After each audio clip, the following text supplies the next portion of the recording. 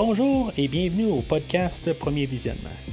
Le but de ce podcast est de s'amuser tout en discutant d'un film ou d'une série de films. Il est important de prendre en note que si vous n'avez pas encore écouté le film à discuter aujourd'hui, je vais le spoiler complètement. Bienvenue à l'âge iborien. Aujourd'hui, nous parlons de Conan le Barbare, sorti en 1982 et réalisé par John Milius, avec Arnold Schwarzenegger, Sandahl Bergman, Jerry Lopez, Mako et James Earl Jones. Et qu'est-ce qu'il est bon dans la vie? Écoutez un podcast de Premier Visionnement. Alors aujourd'hui, on parle d'une série de films qui a été, dans le fond, écrite au début des années 1900, là, vers 1930-32. Dans ces années-là, c'est un univers qui a été créé là, par un écrivain, là, Robert E. Howard. Il y a plusieurs films qui ont été écrits, là, plutôt plusieurs personnages, puis à la suite de Conan, là, il y a plusieurs films là, qui ont vu le jour là, au courant des années. Dans le fond, c'est pas mal une rétrospective là, que j'appelle une rétrospective de l'univers de Conan, mais on va couvrir pas mal tous les films là, qui ont été inspirés là, les personnages là, que Robert E. Howard a créés.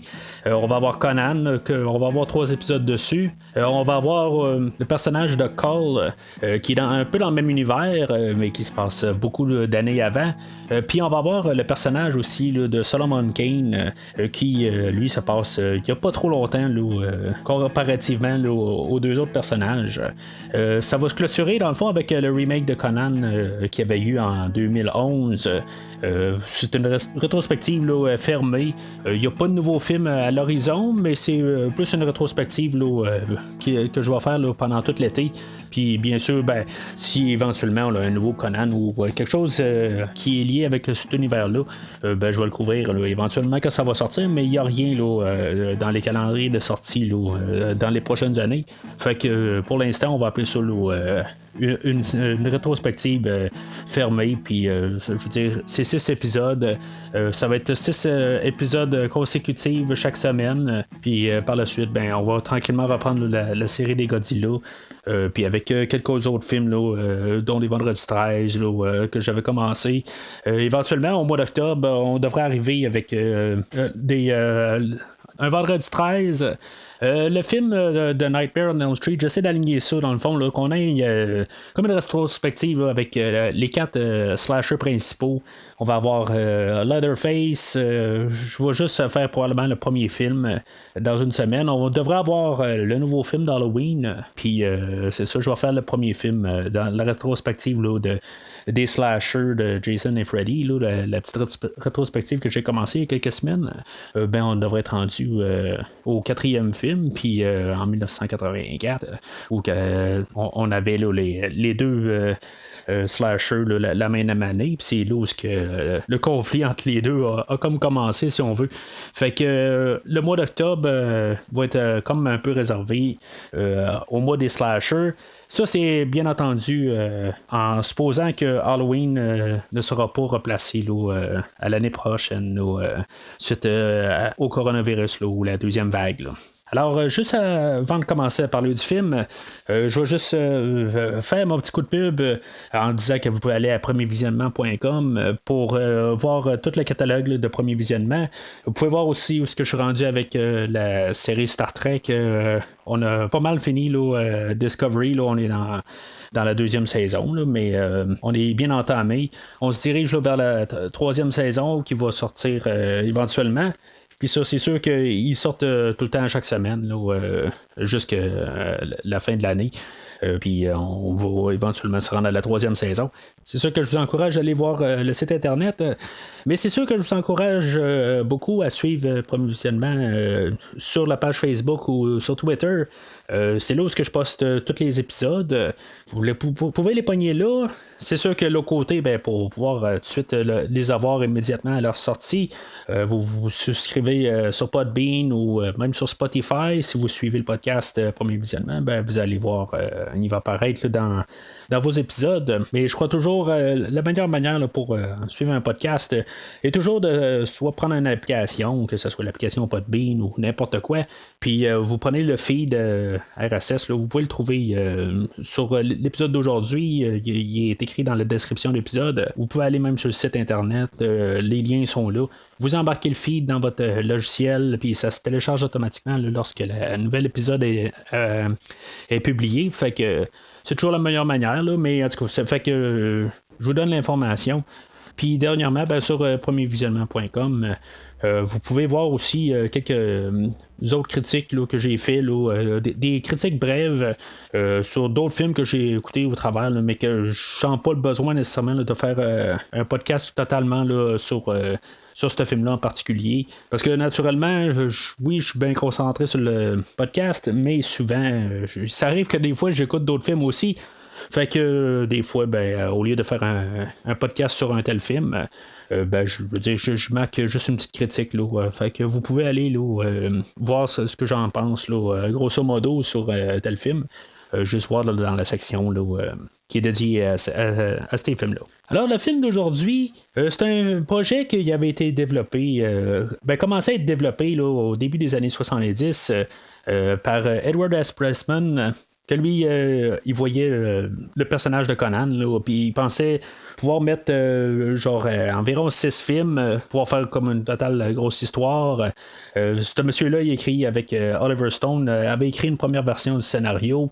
Éventuellement, M. Pressman a manqué de fonds, puis c'est Dino De Laurentiis qui a ramassé les droits pour Conan, puis lui a engagé le réalisateur John Milius pour faire le film. Lui, Milius a réécrit le film, il l'a adapté un petit peu avec Arnold Schwarzenegger, puis ça l'a donné pas mal le film d'aujourd'hui. Que je dis pas mal, c'est juste dans le montage, c'est sûr qu'on a coupé des scènes, comme qu'on fait comme d'habitude. Puis en même temps, il y a eu même on va en parler tantôt, là, il y a une scène là, qui avait été coupée, tout ça. Puis dans la version qu'on a de disponible là, aujourd'hui, on a comme un remontage là, de l'idée à John Milius. Mais dans les grosses lignes, c'est pas mal le film d'aujourd'hui. Pour Arnold Schwarzenegger, c'est sûr qu'il faut se ramener là, au début des années 80, là, bien avant là, qu'il fasse le film de Terminator. Lui, dans le fond, il était Monsieur Univers, puis il avait pas mal fait un trait là, sur cette carrière-là. Il l'avait déjà été, puis c'était déjà fait que on passe à autre chose. En fait, là, de filmographie, il y avait pas mal juste Hercule à New York dans son CV. Comme acteur, puis c'est pas mal le film là, qui va l'avoir mis là, sur la voie là, de devenir la star qu'il est aujourd'hui, ou plutôt qu'il était là, autrefois, puis ça je dis ça sans méchanceté là.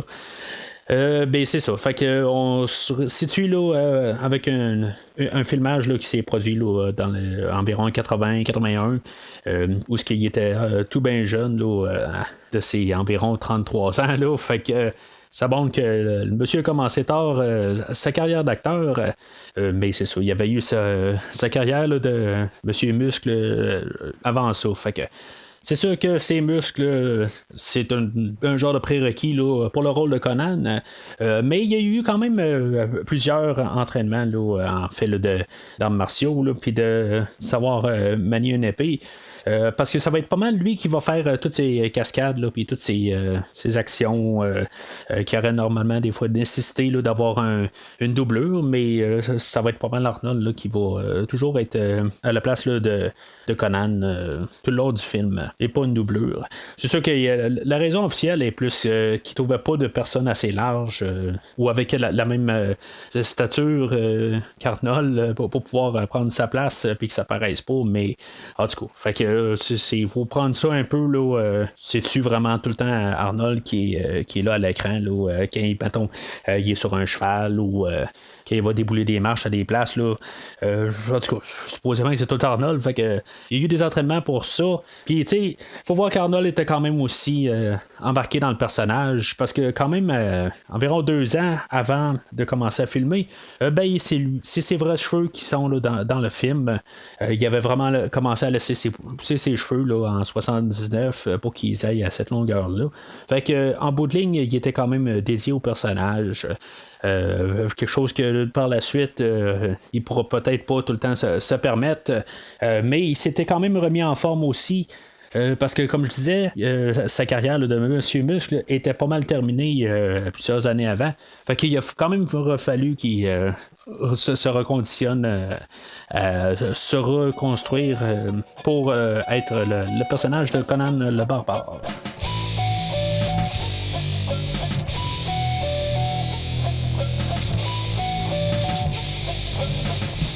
That which does not kill us makes us stronger. C'est l'écriture qui va commencer le film, puis ça va être pas mal la thématique là, du film. On va avoir le personnage de Conan qui va comme tout grandir pendant le film. Ça va être un enfant, mais qui va être forcé comme à devenir un adulte assez rapidement. Il va avoir plusieurs obstacles dans sa vie. Là, il va devoir comme apprendre la manière dure. Mais c'est ça, ça peut être très dur, mais si ça le tue pas, ben, dans le fond, ça le rend plus fort. Le problème avec Conan, c'est que tout est peut-être trop dur qu'en bout de ligne, il est rendu trop fort. Ce qui va faire qu'en bout de ligne, on va le relâcher peut-être au monde. En tout cas, on va en parler pendant le film. Là, c'est peut-être pas tout à fait exactement ça, mais c'est une supposition. Mais ça va être une bête qui est trop forte, qui est laissée à l'air libre, mais qui va quand même avoir un peu une mentalité d'enfant, si on veut. Tu sais, c'est pas un enfant en soi, mais il va comme regarder là, la vie, puis il va être un peu tout le temps naïf sur plusieurs aspects. Puis il va apprendre la manière dure tout au long du film. Conan va être aidé par trois personnages au long du film. Il va y avoir Valeria qui va être comme représenter l'amour, puis la femme de sa vie. Il faut s'entendre que c'est plus des personnages typiques. Ils sont là pas mal pour accompagner Conan. Eux autres vont pas vraiment grandir comme personnages. Ils sont ce qu'ils sont. Ils sont là juste comme pour donner d'autres facettes au personnage de Conan. Il va avoir le personnage de Subotai, que lui, ça va être son grand chum. Ça va être son ami. Là, pas mal pour alléger un peu le ton du film. Parce que le film, c'est un film qui est assez sombre. Puis Subotai va être là pas mal pour alléger le ton. C'est lui qui va ressortir un peu pas mal l'humour dans Conan. Puis on va avoir aussi le personnage du sorcier. Lui, il n'a pas vraiment de nom. On va l'appeler le sorcier dans tout ce qu'il y a comme documentation. Il dit jamais même de nom dans le film. Mais c'est le sorcier. Puis lui, ben, c'est ça, il va ramener encore un peu un côté là, d'humour dans le film, mais en même temps, nous amenant là, dans l'univers de Conan, où ce que on est genre une bonne couple de millions d'années, là, on est avant l'ère de la civilisation. On est dans un ère où il y a des barbares seulement, puis la civilisation, comme on la connaît, ben, elle n'existe pas, c'est plus des clans, dans le fond, qui vont se promener ou qui vont vivre en groupe, là, mais c'est pas nécessairement là, des gros royaumes. Là. Fait que c'est un autre ère. Puis dans cette ère-là, ben, il y a encore des monstres. Mais tu sais, on va pas focusser sur l'aspect là, fantastique ou de gros monstres. C'est plus comme un peu la mythologie. Puis ça reste, tu sais, comme on n'est pas trop sûr si c'est vraiment quelque chose qui se produit vraiment ou si c'est juste des erreurs de la nature ou pas. On va en reparler plus dans le scénario de plusieurs aspects. Que oui, on va voir là, des esprits puis quelques petites affaires là, qui pourraient être un peu fantastiques, mais c'est pas le focus du film. Mais comme je dis, chaque fois qu'on va en parler, je vais en parler là, de voir là, est-ce que c'est quelque chose qui est un peu logique puis qui est un peu traduit ou adapté pour que ça a l'air un peu fantastique ou que c'est de la fantaisie, que c'est pas vraiment quelque chose qui est réel. Oui, il y en a, mais à quel point là, on pourrait dire que dans le fond, c'est juste plus le médium visuel qu'on veut nous donner comme téléspectateur, ou sinon c'est juste la magie là, en soi. Fait que, le monde de Conan, c'est un monde où il n'y a pas vraiment de technologie. C'est très ancien. Et que tout le peuple là, qui peut exister là, dans cette ère-là, ben, c'est chacun pour soi. ils vont fonder des familles, mais ça veut pas dire que, je veux dire, ils partent en bataille comme tout le monde, mais tout le monde vit selon leurs expériences. On est très loin là, de qu'est-ce qu'on a aujourd'hui, là, ce qu'on peut savoir là, sur les médias sociaux, qu'est-ce qui se passe dans tout le restant du monde. Là, on est dans un air où on vit, puis on connaît pas mal qu'est-ce qu'on connaît là, des autres. On est des tribus, puis on apprend là, des autres de nos parents, puis des chefs du village, des affaires de même. Là. Mais en soi, c'est sûr qu'en théorie, ça se passe, là, comme j'ai dit, là, il y a plusieurs milliers d'années, là, mais c'est pas bien différent là, que ça avait produit là, dans les années médiévales. Là, parce que par logique ou même par apparence, il n'y aurait pas grande différence en soi avec ce qu'on nous donne aujourd'hui. Mais on peut comprendre là, qu'on est loin là, d'un monde où les gens sont instruits.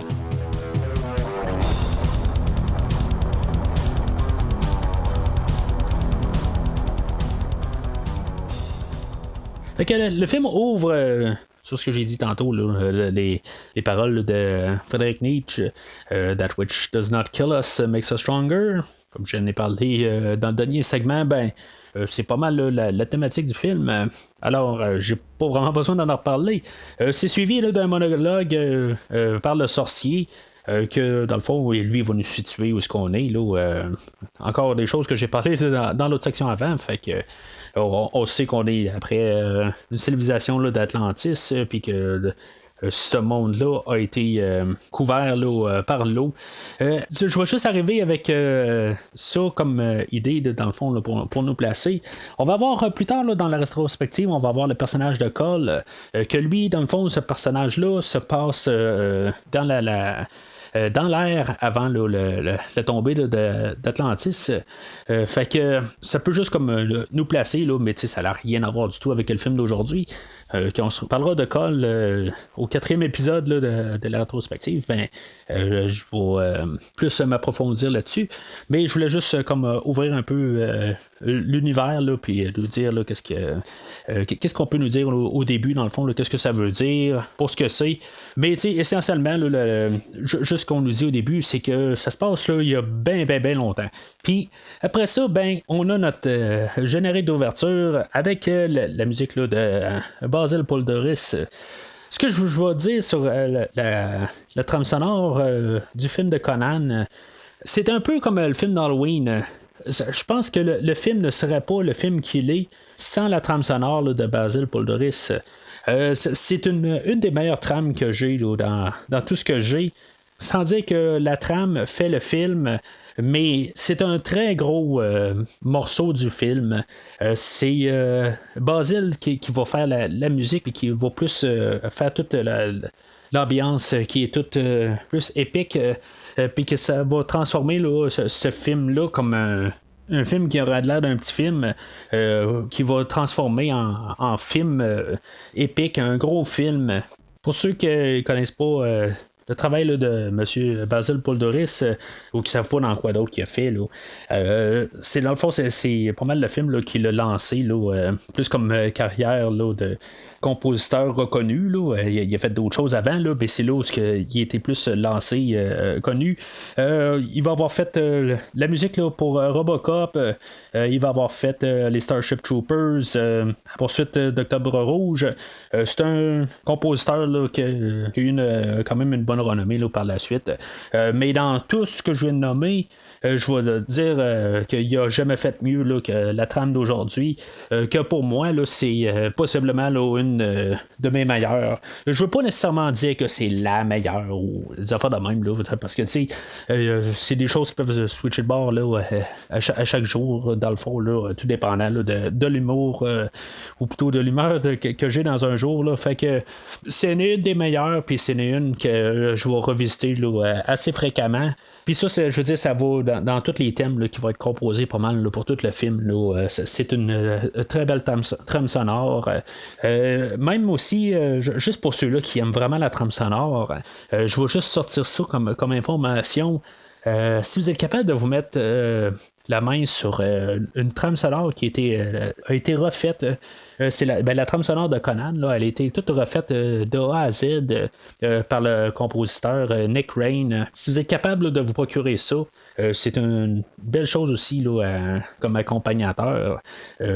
C'est comme il y a deux versions dans le fond là, de cette trame-là. Ben, il y a celle-là qui a été jouée par Basil dans le fond là, pour le film. Puis la version avec Nick Rain, ben, c'est ça a tout été comme refait là, puis orchestré. La différence, c'est que Basil, il y avait une plus petite orchestre dans le fond qui pouvait travailler avec.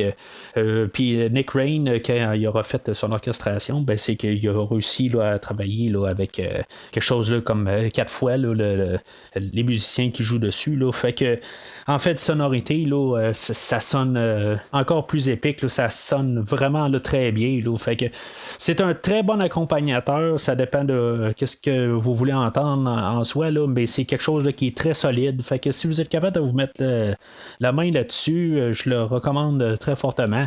Mais c'est sûr que la trame originale de Conan, c'est pour moi, là, c'est un must. C'est quelque chose là, qui doit être entendu. Puis que pour le film, là, ben, on n'a pas le choix de l'avoir. Là, c'est quelque chose là, qui est vraiment là, une grosse partie du film. Pendant le générique, ben, c'est ça, on voit comme la création là, de l'épée qui va appartenir à Conan. On va apprendre que le père à Conan, c'est un forgeron, puis que c'est ça, il est en train de créer une épée là, qui va y remettre. En tout cas, il remet-tu exactement. Là, on voit pas le jeune Conan avec l'épée, mais ça semble être comme pour la première scène. Après ça, il semble y donner, là, mais c'est ça. On voit pas le jeune Conan avec l'épée. Il va voir, c'est ça, le père Conan, il va y dire un peu les bases qu'on a là, dans cet univers-là. Je trouve que c'est quand même assez bien placé, mais c'est sûr c'est un peu moral, c'est de la morale un peu, là, mais il va dire que regarde, t'es juste un homme, puis le monde extérieur, ben, tu peux pas vraiment y faire confiance en bout de ligne. C'est juste à toi que tu peux faire confiance en bout de ligne. Puis que dans tout le monde, ben, il peut y avoir beaucoup de traîtres, là, ou nécessairement tout le monde est là pour soi. C'est ce que j'ai parlé là, dans l'autre section avant, là, avec les thématiques. Là. Il y a juste une affaire qui peut casser un peu le film si ça durait de même. Je trouve juste ça même spécial comme début parce que c'est clair que c'est un genre d'écran bleu qui était placé en arrière des acteurs puis que les acteurs sont genre sur un stage en bout de ligne puis ils disent le ligne là, au début du film je trouve que ça casse vraiment là, tu te dis j'espère que le film sera pas tout de même puis ça va pas tout le temps jurer de même. C'est vraiment étrange parce que c'est la seule scène qui est comme ça. Bon, pour tout le restant tout paraît très bien. Il y a juste cette scène-là, il y a quelque chose qui marche pas là-dedans. En tout cas, je sais pas exactement pourquoi ils ont filmé ça dans cette manière-là. Qu'il aurait pu être dans le bois, tout simplement, puis discuter de même. Là, ils ont décidé qu'ils voulaient placer 2 acteurs en haut d'une montagne, puis je sais pas exactement pourquoi, parce que ça paraît vraiment pas bien à l'écran, puis ça fait pas avec tout le restant du film. T'sais, ça aurait pu être au pire un genre de thème visuel qu'on aurait pu avoir tout le long du film, mais c'est juste vraiment cette scène-là qui paraît, puis ça jure honnêtement. Là, c'est pas très beau à voir. Mais c'est ça, puis ça montre aussi que c'est comme un film cheap suite en partant, mais ça revient jamais là, dans tout le film, fait que c'est quand même assez bien, c'est vite oublié là, le début, là, mais je trouve juste que c'est vraiment étrange comme choix, là, comme ouverture. Puis comme je dis, ben c'est vraiment vite oublié, parce que c'est là qu'on a, dans le fond, la troupe à Tulsa Doom qui vont tout massacrer le village à Conan. Tu sais, c'est vraiment assez rapide au total. On a beaucoup d'informations qu'on nous envoie là, depuis le début du film. Puis c'est comme si tu as manqué 1 minute du film, là, si tu es allé à la salle de bain ou si tu es rentré là, dans la salle de cinéma en retard. Ça se peut qu'il y ait des choses là, que tu suis pas tout à fait. Ben, c'est pas comme si c'est la grosse histoire très compliquée, mais il y a quand même beaucoup d'informations. Puis au début, là, c'est comme important, je pense, là, pour tout nous ancrer là, dans l'univers. Puis chaque seconde là, du début, je trouve que il faut être là. Par la suite, là, ça sera autre chose, mais jusqu'à là, pour comprendre un peu l'univers, là, que chacun essaie de survivre, puis tout le monde est comme un peu en mode de survie, dans le fond. Ça, c'est pas pour dire que tout le monde est genre sur le point là, de mourir. Tout ça. On voit quand même là, que la troupe ou la tribu avec Conan, là, ils ont l'air quand même s'amuser, ils ont l'air d'avoir quand même une belle petite vie, si on veut. Mais c'est ça, c'est pas pour une raison X qu'on connaîtra pas exactement. Là. On va avoir un peu là, des idées un peu plus loin là, quand Tulsa Doom va parler à Conan, là, mais on ne sait pas exactement là, pourquoi qu'on a ciblé là, cette tribu-là.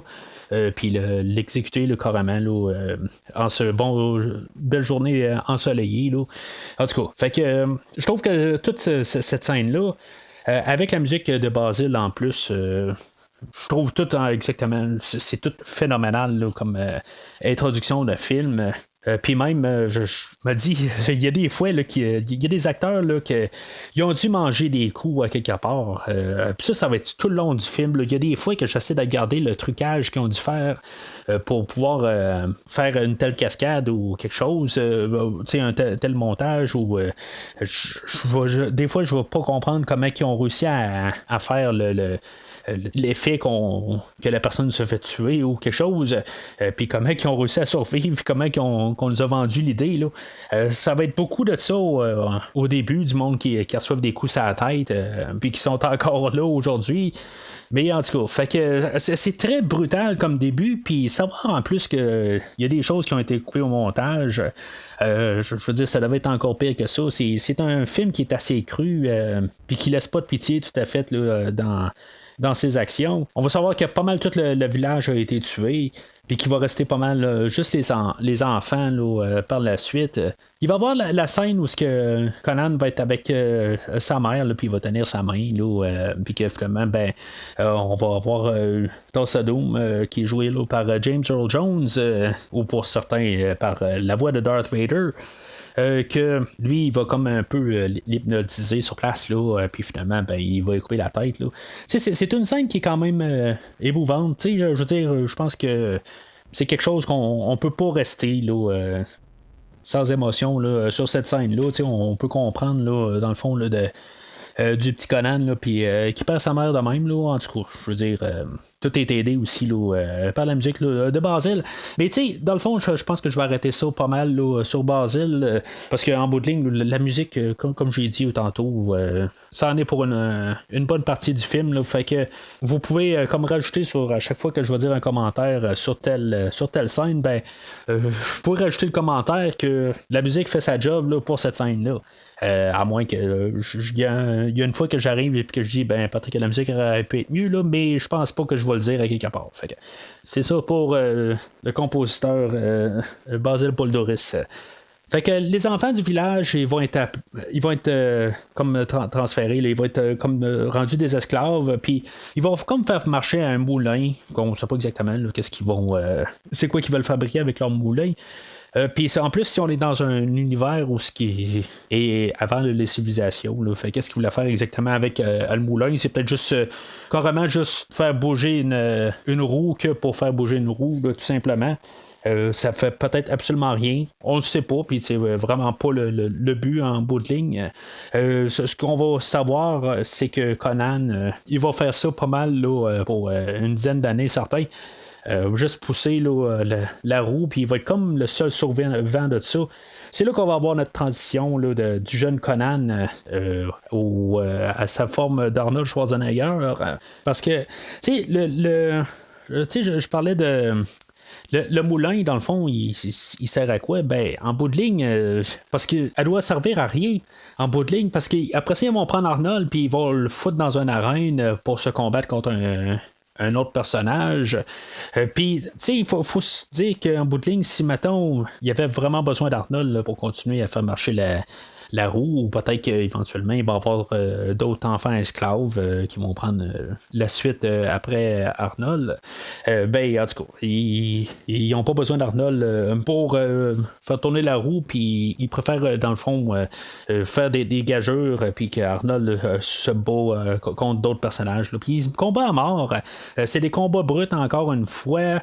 On voit que, dans le fond, Arnold, il apprend à comme aimer se battre, puis il va comme ça, dans le fond, ça va lessiver encore plus le cerveau, mais tu sais, la seule affaire qu'il a fait là, par la suite, le petit garçon, une fois qu'il a commencé à pousser la roue, ben il a juste comme poussé, il a fait ça, puis il a juste pensé à ça dans le fond, là, puis même plus tard, il va dire qu'il a pris un peu ses sentiments de liberté, mais qu'en bout de ligne, il a juste drivé là, par la vengeance.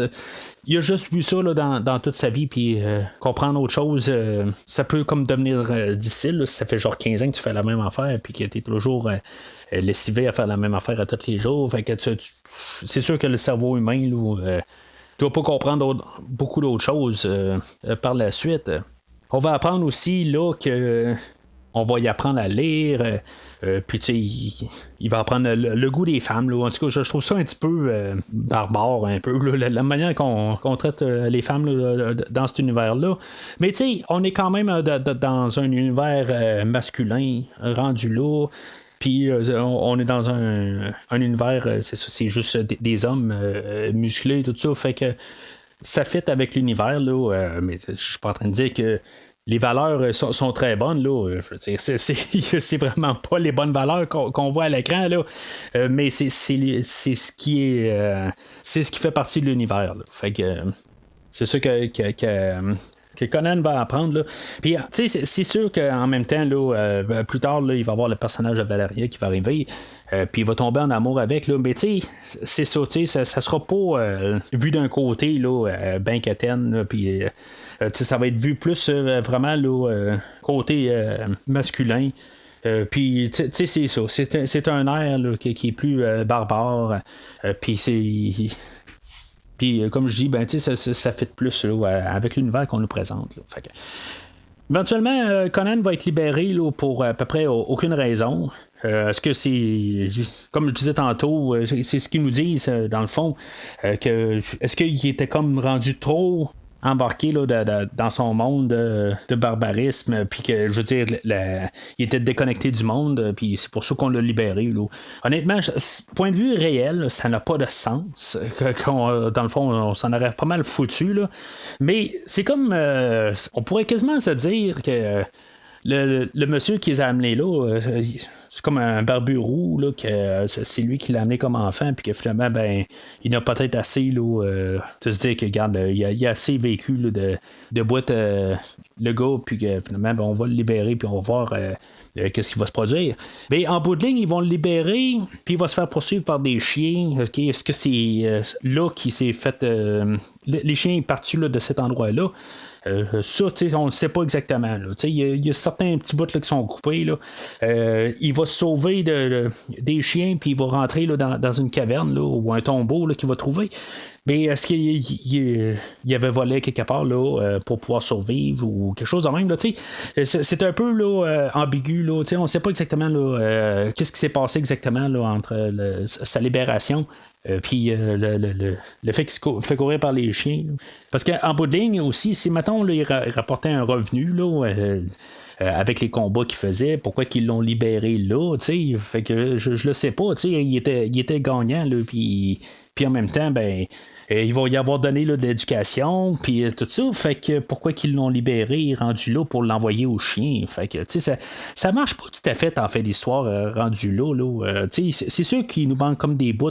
Peut-être que si on avait eu encore 2-3 autres films là, dans cet univers-là, peut-être qu'à quelque part, on aurait pu savoir un peu qu'est-ce qui s'était passé là-dedans. Qu'est-ce qui s'est passé qui a amené là, à sa libération. C'est juste vu avec ce qu'on voit, là, ça a comme quasiment pas de sens qu'on l'a libéré. Là, ça s'y rapportait de l'argent, puis si, mettons, le monde l'aimait alentour, pourquoi qu'on l'a libéré? C'est peut-être qu'on a eu pitié de lui à quelque part, puis qu'on a dit, ben, il est capable de faire quelque chose de sa peau, il l'a mérité en bout de ligne, là, mais je crois pas que c'est un univers qui vont arriver, puis qui vont dire, ben, c'est beau, t'as mérité là, ta liberté. Là. Ça marche pas tout à fait avec ce qu'on voit depuis le début du film. Là. Mais c'est comme là où le film là, a comme créé un peu là, le personnage là, de Conan, où ce qui est rendu dans sa quête. Puis c'est là que dans le fond, il va devenir le Conan là, qu'on va connaître là, pour pas mal tout le restant du film, puis qu'on connaît là, depuis quelques années. Là, mettons, si on lisait des bandes dessinées, là, ou si on avait écouté là, où on avait lu plutôt les livres. Moi, je vais dire juste à partir de là, je n'ai pas parlé exactement là, de où ce que je viens là, sur ce film-là. Je dirais que étant un fan là, des films de Schwarzenegger, ben, c'est sûr que c'est un film là, que j'ai vu là, plusieurs fois là, avant. Là, ben, vous avez pu deviner là, avec ce que j'ai dit tantôt là, pour la trame sonore et tout ça. Ben, c'est ça. C'est un film que je revisite une fois ou peut-être aux 5 ans ou quelque chose de même. Là.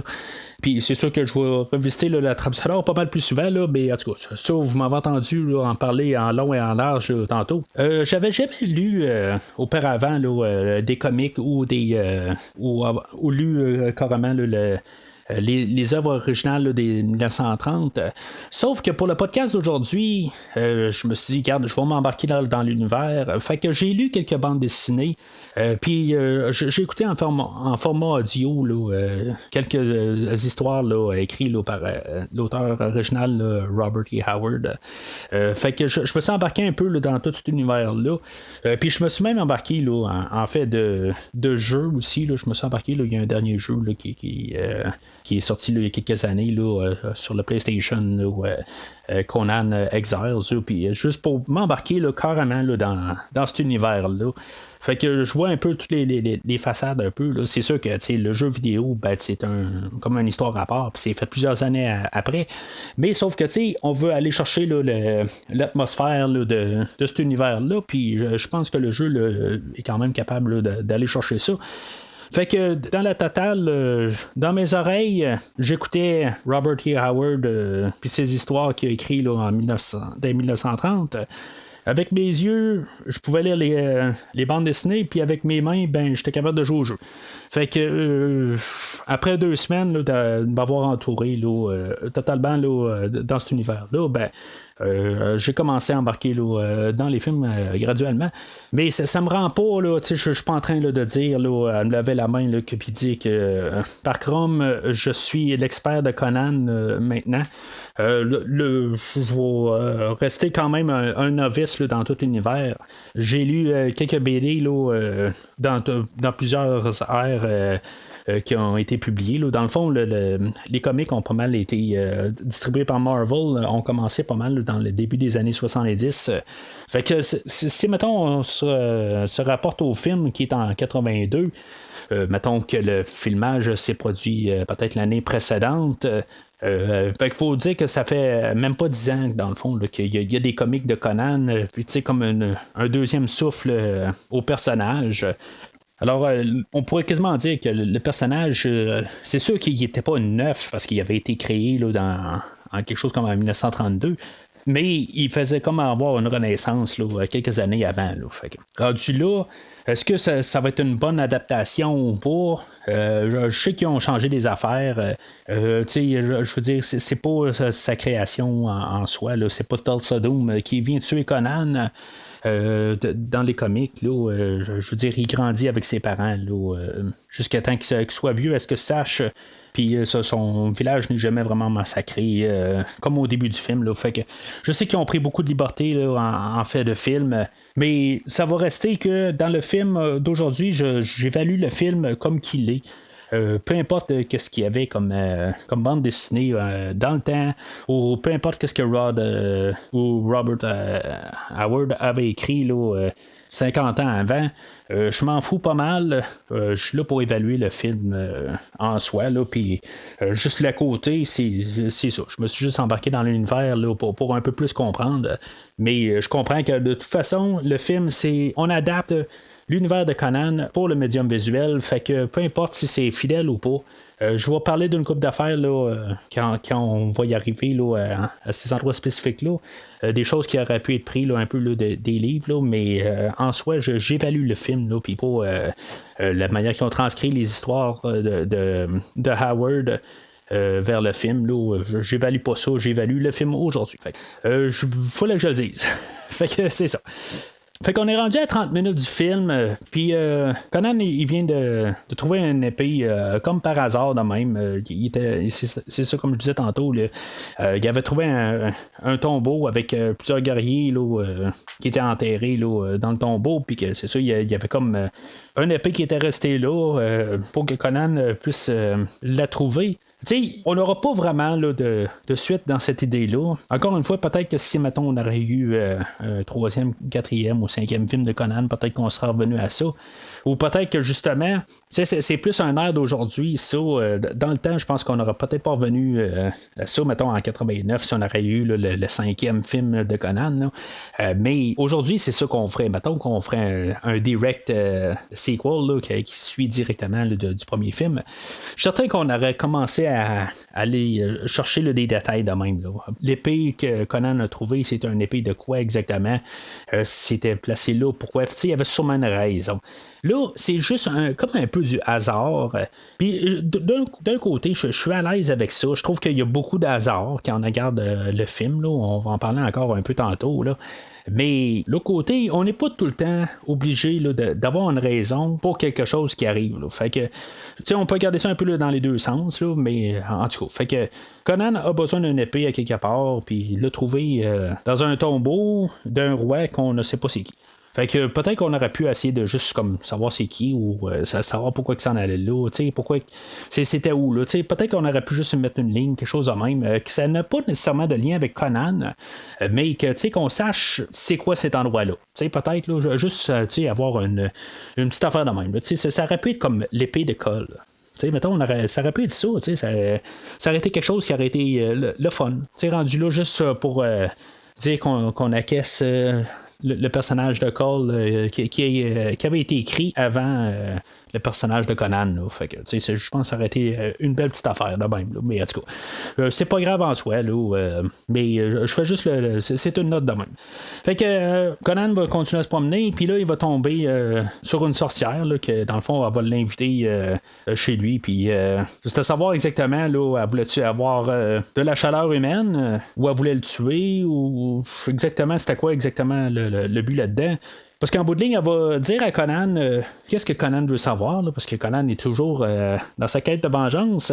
C'est quand même assez drôle, parce que dans le fond, ça fait quelque chose comme 25 minutes là, que ses parents ont été tués au début du film. Puis là, juste de savoir que Conan est comme sur une quête de vengeance, je veux pas dire que ça marche pas, parce que par point de vue narratif, là, c'est normal qu'il soit dans une quête de vengeance, ça. Mais on voit qu'il y a comme une connexion avec le début du film. Puis comme depuis le début du film, tout ce qu'on a vu par la suite, ben ça ne marche pas. Je veux dire, il n'y a rien qui est dans cette direction-là. On voit Arnold ou Conan il a du plaisir à se battre depuis le début. Puis c'est ça. Après ça, il est poursuivi par les chiens. Puis il y a eu aussi les formations qu'il y a eu par les guerriers. Puis la formation avec les épées. Puis tout ça. Ça n'a rien à voir du tout avec la vengeance. Puis là, tout d'un coup, qui parle de vengeance, puis que là, il va chercher, là, dans le fond, l'écusson là, avec les deux serpents. Là. Ça fait comme un peu nous ramener, là, nous replacer. Mais c'est là où je me dis, peut-être à quelque part que visuellement, on aurait pu quand même juste nous montrer là, symboliquement là, qu'il y avait encore Tulsa Doom, ou le symbole là, des serpents là, qui se regardaient, là, qui est le symbole là, de Tulsa Doom, là, puis sa secte de serpents, là, ben, qu'on ait vu quelque chose là, depuis le début. Là, hein, mais en tout cas, là, je trouve qu'on dirait que quasiment là, ça revient. Là, on est comme là, ah, ben oui, c'est vrai, il y avait ça au début du film. Là, Fait que, en tout cas, malheureusement, là, Conan a un prix à payer, puis finalement, ben, il doit coucher avec la sorcière. Je sais pas exactement qu'est-ce qu'elle est arrivé de ça. En bout de ligne, il est supposé coucher avec elle. Dans le fond, elle a juste besoin un peu là, d'affection, puis après ça, de se fâcher, puis de tuer Conan. Ou c'était sa manière là, de s'approcher de lui pour le tuer. Je suis comme pas trop sûr parce qu'en bout de ligne, c'est ça.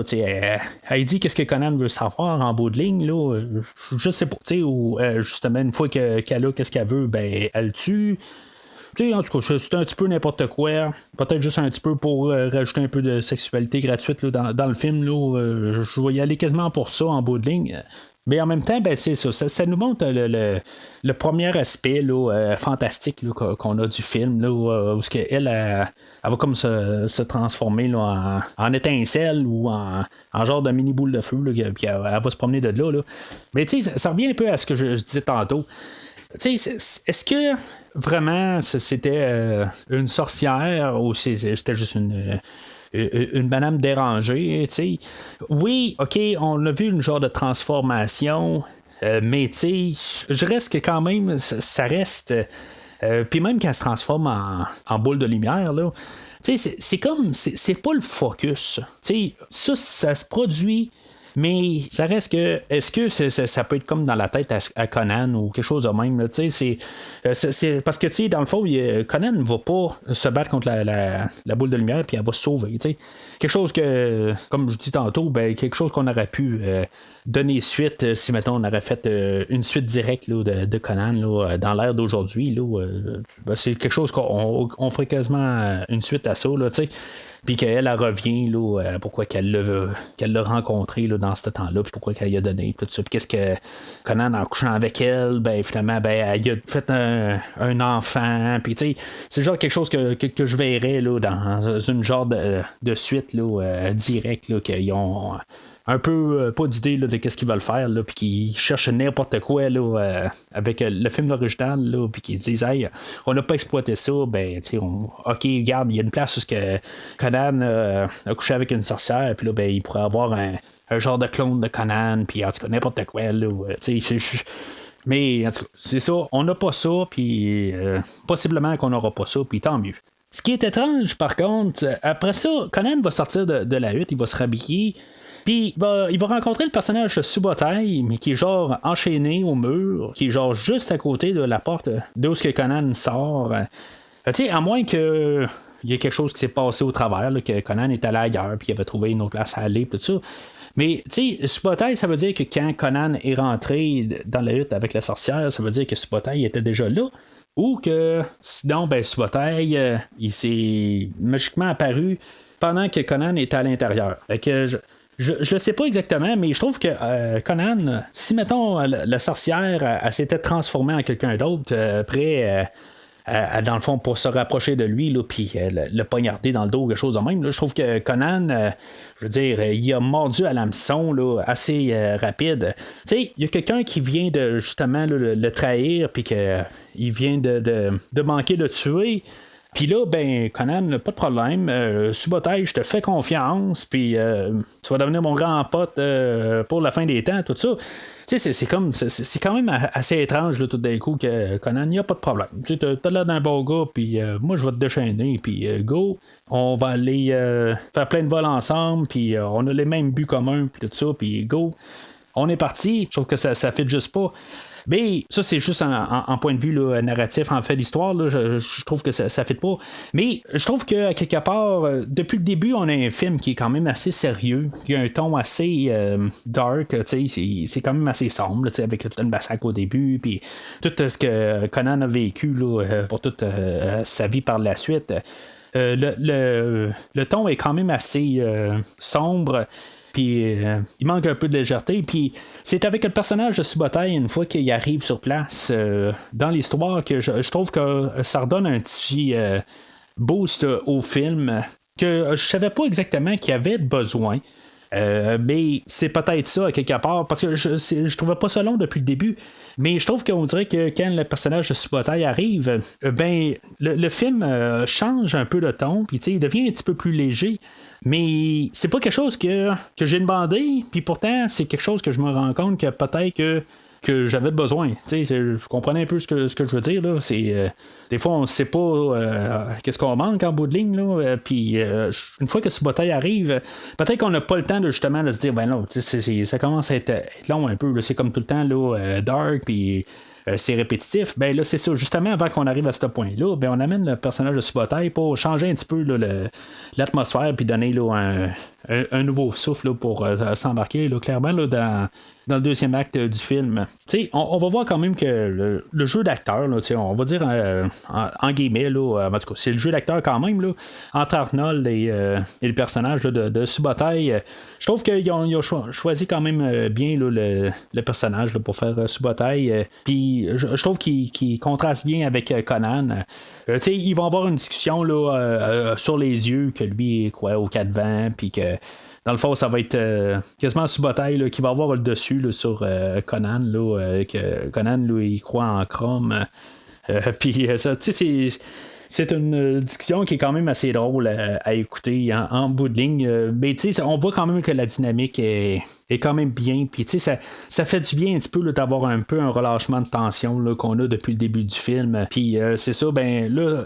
La sorcière, ce qu'elle avait dit à Conan, là, que de se rendre là, à Zamora, puis que c'est là où ils vont se rendre là, puis que ils vont se ramasser à la tour de Seth, puis ils vont rencontrer là, le personnage de Valeria.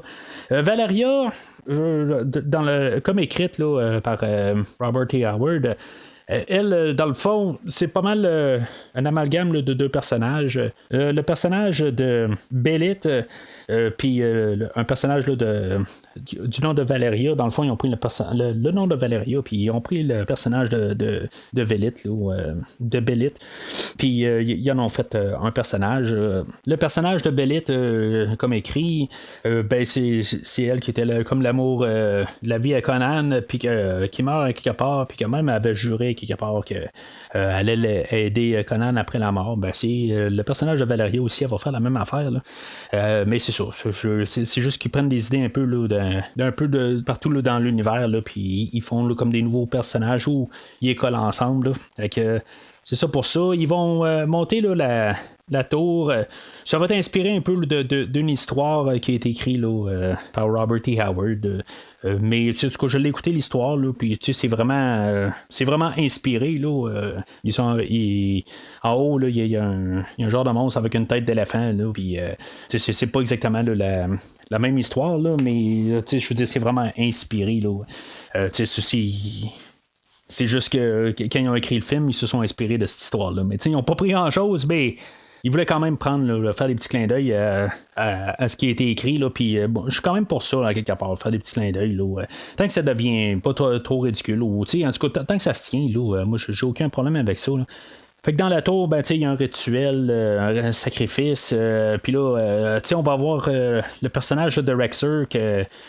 Lui, c'est une des personnes là, qui avait massacré le village à Conan au début du film. Puis que là, ben, dans le fond, en théorie, il a vieilli là, de peut-être, je sais pas, 15-20 ans. Qui, physiquement, il va être pareil, là, mais en tout cas, je trouve que juste si on manquait quelque chose à quelque part, là, de le faire vieillir, le bonhomme, là, mais en tout cas, il est comme genre aussi vieux qu'il était au début du film. Là.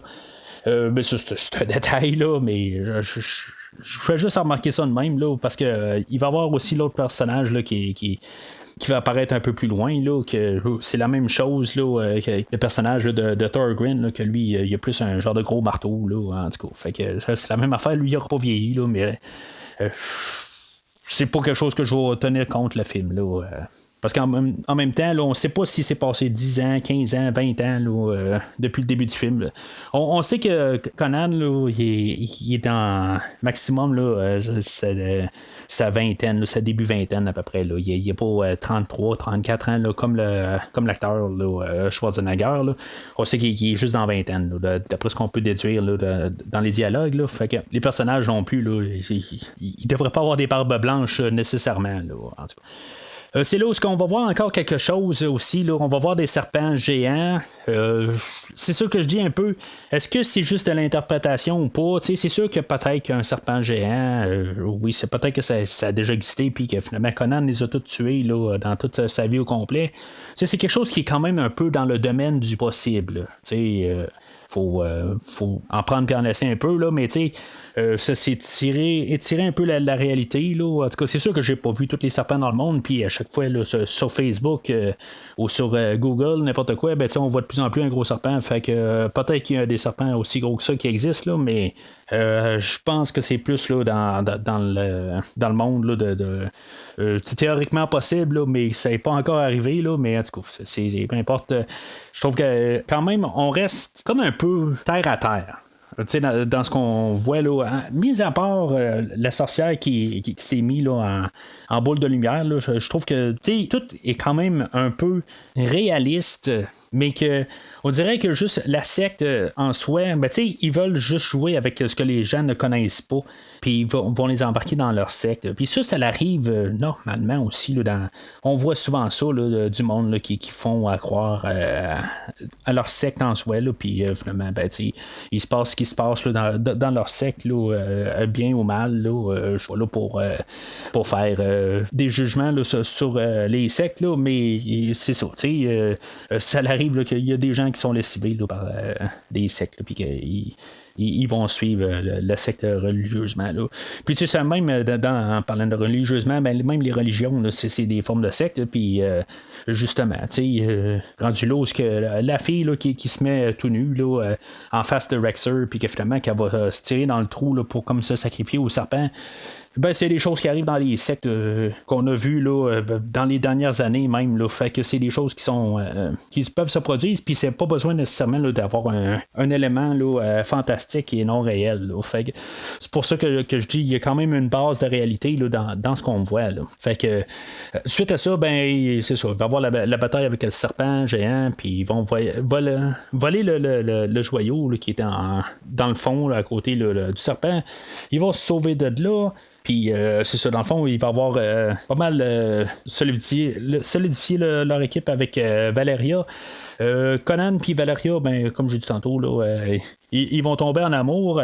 C'est assez là, plus visuel. Je veux dire, t'es une femme, je suis un homme, puis on tombe en amour. Je veux dire, c'est assez simpliste là, dans sa manière d'être, là, puis c'est correct, là, pas besoin là, de toute une grosse histoire élaborée. Pour ce qu'on nous montre comme film, c'est parfait, puis ça fait très bien la job. Puis je suis capable d'acheter l'idée là, que Conan va tomber en amour avec elle, puis de l'autre sens, qu'elle va tomber en amour avec Conan. Puis les deux acteurs, ils font bien leur job là-dessus. Là. On va remarquer quand même que Arnold Schwarzenegger, il n'y a pas grand ligne dans tout le film. Il doit avoir à peu près 20 lignes dans tout le film. Puis je dirais même que moins il y a de lignes, mieux c'est. Je veux pas être méchant envers Arnold. J'aime Arnold profondément. Je trouve que c'est un bon monsieur. J'aime beaucoup ses films. Il n'y a pas grand film que j'ai pas revisité une couple de fois. Mais dans ce film-là, je pense que c'était pas la meilleure idée là, de le faire parler trop. Je trouve que juste les lignes qu'il lance, je pense que c'est ben en masse. Comme je dis, rien contre Arnold, mais je pense qu'il n'était pas là nécessairement là, pour faire un personnage très très approfondi, puis jouer un très gros jeu d'acteur. Pour ce qu'il fait, il fait bien. Puis je dis pas qu'on aurait dû avoir un autre acteur ou pas avoir un autre acteur, tout ça. Mais je pense que quand même, juste la manière que Arnold, lui, sa manière d'être acteur, juste avec sa présence physique, juste le physique de lui-même est parfait pour le personnage de Conan. Puis il fait bien la job, et j'ai aucun problème avec lui. Là. Fait que finalement, il va être arrêté là, par le roi Osric, qui est joué là, par Max von Sydow, qui nous a quittés il n'y a pas trop longtemps. C'est tout le temps un rôle que j'oublie que justement cet acteur-là est là. Mais je sais pas pourquoi. Là, on dirait que tout le monde se rappelle que Max von Sydow a joué dans ce film-là, mais pourtant il apparaît pour à peu près 1 minute et quart. Là. En tout cas, c'est pas grave. Là, il va y avoir une scène, je la trouve quand même un peu tout le temps bizarre, parce que lui, c'est un roi, puis quand on regarde toutes le film au complet, ben on voit tout le temps des grosses scènes avec des gros plans, puis beaucoup de monde à l'écran.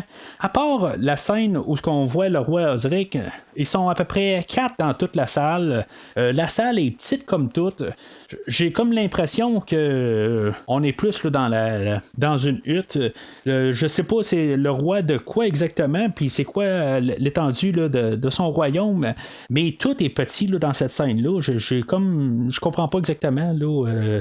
Pourquoi que c'est si petit que ça? Pourtant, on aurait dû avoir une grosse salle, justement. C'est un roi en bout de ligne, puis il a l'air d'être bien riche.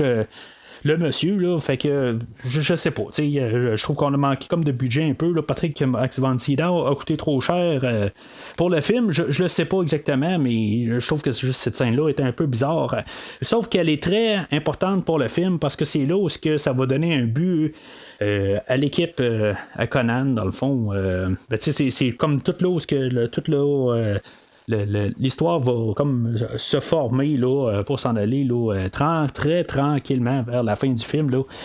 Mais ça sera pas la raison à Conan, là, dans le fond, là, de se diriger vers Tulsadum. C'est sûr que lui, c'est la vengeance là, qui veut se diriger vers Tulsa.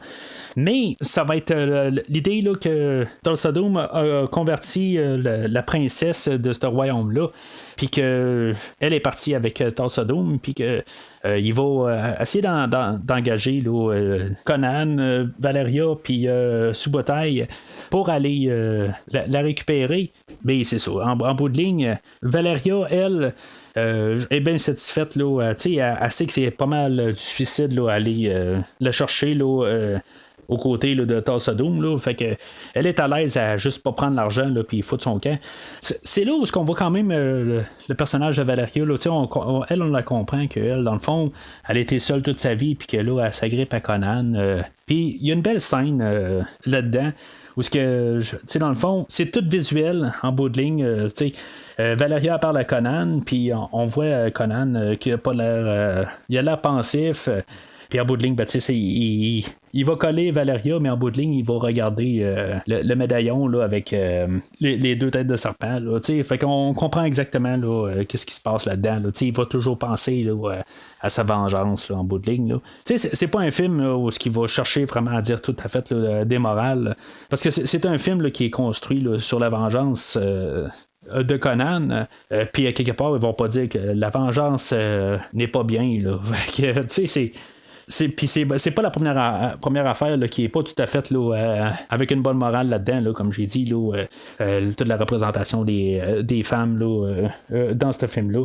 On a même le personnage de Valeria, là, que comme il est super attaché à Conan, puis que même si Conan, ça reste quand même un peu ambigu en bout de ligne, là, à quel point là, qu'il peut être en amour avec elle. Est-ce que c'est elle qui est en amour avec lui?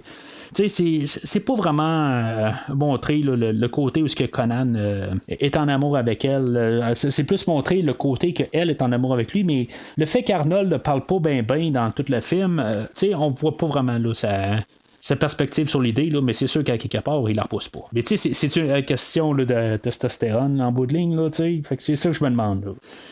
Mais il faut le prendre pour qu'est-ce que c'est là, en bout de ligne, là, que probablement qu'il l'aime, mais qu'en bout de ligne, là, sa soif de vengeance est plus grosse là, que son amour là, pour Valeria. Fait que Conan, c'est ça, il va partir seul, mais finalement, il va rencontrer le sorcier qui est comme notre narrateur, qui va conter l'histoire du film là, pendant qu'on écoute le film. Mais il sera pas bien important, c'est juste qu'on va savoir qu'il l'a comme rencontré là, tout simplement. Puis c'est ça que je trouve quand même le fun. Tu sais, comme on a parlé tantôt là, de l'épée, tu sais, il l'a comme rencontré par hasard. Puis comme le sorcier, il le rencontre comme par hasard. Puis tu sais, c'est comme il le rencontre. Là, c'est pas comme tout d'un coup, là, il rencontre le sorcier pendant qu'il est en train de se battre contre un dragon. Puis tu sais, il l'a rencontré, puis c'est tout, Conan en repart. Tu sais, c'est comme on nous laisse la place pour faire ça plus tard dans un autre film. Puis on n'essaie pas là, de tout placer ça comme genre ça a déjà été écrit, puis c'était fait de même, puis tout devait se placer. Il y avait une raison d'être, puis tatati tatata. Il n'y a pas de grosse révélation à la fin que tout devait arriver de même. Puis c'est ça que j'aime quand même en bout de ligne. Ça devait arriver de même en bout de ligne, mais sans avoir un plan. C'est du hasard. Je veux dire, c'est la vie normale. Puis c'est ça que je trouve aussi depuis le début, c'est que on peut quand même trouver que le personnage de Conan est plus humain, justement, avec ces hasards-là, puis ces rencontres aléatoires, plutôt que comme tout le monde, ou le grand méchant Tulsa Doom regardait Conan depuis le début, puis qui a dit on va placer ça comme ça, puis on va placer ça comme ça, puis il y a une autre bande de bons quelque part qui ont eux autres aussi regardé Conan, puis finalement ils se sont rangés pour le rencontrer, tout ça. Ça, c'est plus un peu une manière où qu'on fait des films plus aujourd'hui. Dans ce temps-là, c'est juste comme du hasard.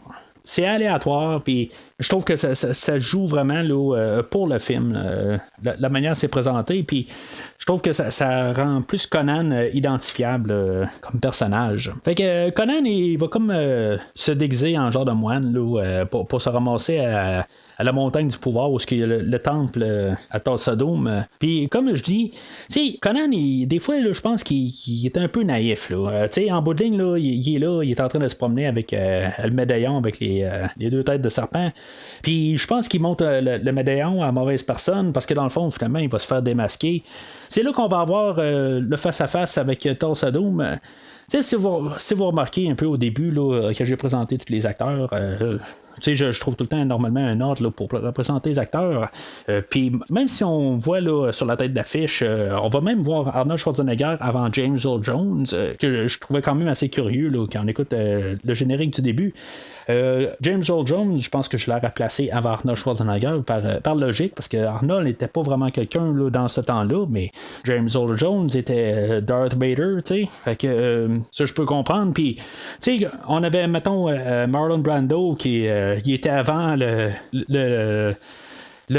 personnage là, de Christopher Reeve dans Superman 1, puis Marlon Brando apparaît pour quelques minutes au début du film, t'sais. Fait que on peut pas me dire que mais James Earl Jones apparaît pour quelques minutes dans ce film-là, ben c'est ça. Comme je viens de dire, là, dans Superman 1, Marlon Brando apparaît pour 2-3 minutes, ben peut-être 15 minutes là, au total, là, mais en tout cas c'est ça. James Earl Jones, c'est la deuxième fois qu'on le voit là, depuis le début du film. On l'a pas vu là, depuis là, qu'il a tué sa mère. Puis c'est la seule fois qu'on l'avait vu. On l'avait vu là, pour 7 minutes et 45 secondes là. Puis là, ben, on la revoit un peu, puis finalement, ben, ça va aller jusqu'à peut-être encore une vingtaine de minutes avant de le revoir. Peut-être en tout et partout, au total, on le voit pour à peu près 10 minutes, toutes les bouts collés ensemble. Fait que je pense pas que ça valait le coup là, de nommer là, comme deuxième tête d'affiche. Là. Pour ça que quand que je nomme les personnes au début, là, ben, je suis plus dit hey, James Earl Jones, c'est juste une manière. C'est sûr que le personnage là, de Subotai, là, on va le voir un peu après là, aussi, puis rendu là, il va se perdre un peu là, dans le mix là, depuis que Valeria est arrivé. Mais en tout cas, c'est juste une remarque de même que je fais que même si on a James Earl Jones comme deuxième tête d'affiche, il apparaît après au-dessus d'une heure là, du film. Là. C'est là qu'on va apprendre que dans ce Doom, lui, il va parler de pouvoir, puis il va expliquer un peu là, qu'il y a un temps où il croyait plus à l'invasion. Par côté de la force là, avec en se battant puis en montrant qu'il est le plus fort, mais là que il avait comme évolué que là finalement là, ben il était comme plus capable de réussir à hypnotiser le monde puis tout ça, puis tu sais c'est plus avec il est plus puissant en fait juste avec son verbal puis son influence qu'il a. Puis tu sais c'est ça dans le fond qu'on a un peu avec la civilisation en soi là. Tu sais si on recule là, il y a bien longtemps, ben tu sais on avait justement là, du monde qui pouvait envahir ailleurs, puis là ben aujourd'hui ben c'est des politiciens, puis on fait juste parler en bout de ligne, puis on est quasiment plus dangereux à parler que faire des choses physiques. Là. Fait que, tu sais, c'est-tu un parallèle avec la vie? Là? Ce film-là, je pense pas qu'il essaie de vraiment là, approfondir sur cette idée-là, mais c'est une idée qui est quand même intéressante à penser. Là.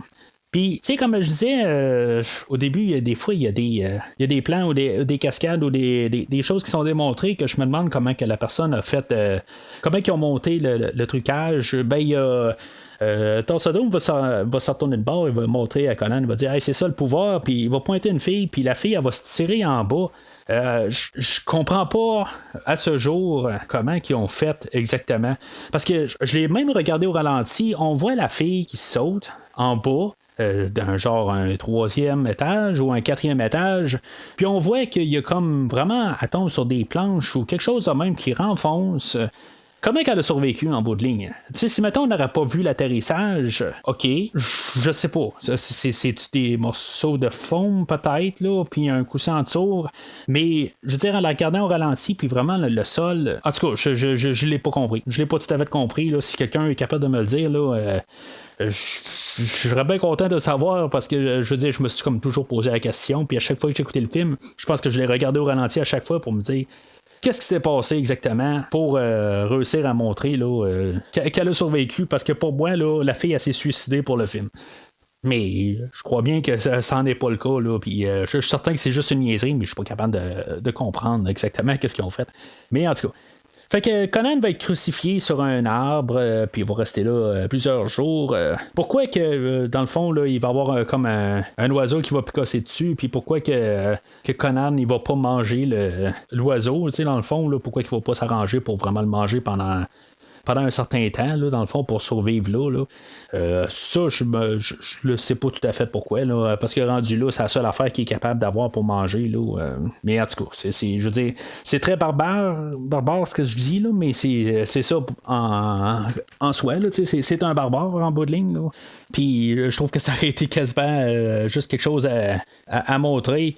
T'sais, on voit aussi que Conan, de toute façon, depuis le début, là, il est pas très très gentil avec n'importe quel animal. Là, fait que c'est sûr que si vous êtes vraiment là, pour la protection des animaux, c'est pas nécessairement le film pour vous en soi. C'est sûr que c'est tout le temps vu un peu ridicule à certaines places, là, comme il y a un bout, il y a un chameau qui se pointe en face à Conan, puis Conan il va lui donner un coup de poing dessus là, pour l'assommer. Là.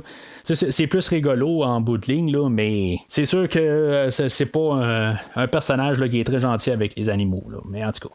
Fait que Subotai va le retrouver dans le désert de même. Là. Il va avoir su d'une manière pourquoi il s'est rendu là. OK. Puis c'est là que ça devient un petit peu compliqué un peu à essayer de comprendre exactement là, qu'est-ce qui se passe par la suite, c'est quoi la logique en arrière de tout ça. OK, Conan, OK, il va comme peut-être s'évanouir une fois que Subotai va l'avoir vu, mais à quelque part, il va avoir dit à Subotai qu'il y a un sorcier à quelque part qui va être capable d'aider Conan. Bon, c'est tout son dernier souffle. Je le sais pas exactement, là. C'est ça. Puis, ils vont amener Conan au sorcier. Il est supposé de faire quoi? Parce que Conan n'est pas mort en bout de ligne. On sait qu'il est pas mort. Mais il est-tu comme peut-être juste comme tellement cuit qu'en bout de ligne, là, il va faire de la fièvre ou quelque chose de même? Je sais pas exactement. Il faut comme peut-être supposer. Parce qu'en bout de ligne, il faut comme que le sorcier l'empêche de mourir. Mais en bout de ligne, il vient d'être sauvé. Là. Fait que le film ne fait pas une belle job, je trouve, pour nous dire exactement là, qu'est-ce qui se passe à ce moment-là. Il faut qu'en bout de ligne, que Valeria elle arrive et elle dit ben regarde, je suis prêt à payer là, pour sauver Conan. C'était ça un peu le but de la scène, mais je vois pas pourquoi. S'il y a juste cette petite affaire là que je comprends pas tout à fait, parce qu'on sait que Conan a survécu, fait que par logique d'un film là, c'est pas se faire cuire au soleil qui aurait fait qu'il allait mourir là. C'est plus ça que je veux en venir. C'est plus le niveau guérison, tout ça, en bout de ligne. Bon, ben, il est pas mort. Là, fait que peut-être que justement, là, point de vue réalité, justement, il a trop cuit, puis il va faire trop brûler ou quelque chose de même là, pour survivre. Là, puis finalement, ben, il faut qu'il passe comme la nuit, là, puis avoir eu un rituel, tout ça. Il va y avoir une attaque de genre de démon fantôme là, pendant la nuit, tout ça. Puis tu sais, est-ce que c'est juste symbolique? C'est ça que je reviens un peu aussi. Là, on va le voir, mais ça peut être vu quasiment comme symbolique. Je me dis en bout de ligne, il y a une tempête, quelque chose de même. c'est plus comme mental ce qui se passe dans cette scène-là. Tu sais, en bout de ligne, ok, c'est beau, il y a probablement des démons, tout ça. C'est pas encore une fois le centre de cet univers-là, le point de vue en film. Puis même quand on regarde les comics, c'est pas le but de démontrer qu'il y a tout le temps quelque chose de magique ou quelque chose de surnaturel. Il y en a dans à peu près toutes les histoires de Conan. Il y a tout le temps quelque chose de pas normal. Oui, c'est ça, je le sais. Mais c'est comme basé sur le fait que ça peut toujours être comme un peu réel en bout de ligne. Puis c'est ça que j'aime aussi, qui fait qu'il va se démarquer là, un peu des choses qu'on pouvait voir comme à cette époque-là. Comme le film de Willow qui est sorti quelques années plus tard ou d'autres affaires de même là, qui sont plus magiques puis qu'on prend ça comme pour acquis, ben on peut quasiment trouver quasiment une raison logique de qu'est-ce qu'on voit à l'écran puis que c'est juste plus une interprétation le filtre écran qu'on a en écoutant le film. Puis honnêtement j'aime beaucoup ça. Puis même si ça l'est, on va ça, je vais rester quand même avec le fait que oui, c'est beau, il y a des démons, tout ça reste que c'est pas comme le gros punch du film. On l'a pris pour acquis, puis on nous écœure pas avec toutes les choses qui sont surnaturelles. Puis ça l'aide à tout le temps garder le film avec une certaine base dans la réalité. Fait que Conan va se réveiller, puis on va avoir une scène où il est sur la plage, puis il n'y a comme plus aucune cicatrice de qu'est-ce qui s'est passé avant. Il est comme tout relavé au complet, il est tout propre, la barbe faite. La barbe faite, il l'a depuis le début du film. Je veux dire, il n'y a comme rien à faire, je pense, en marchant, Conan. Il est probablement tout le temps en train de se faire la barbe. Il y a juste ça à faire, dans le fond. Fait que c'est correct pour ça.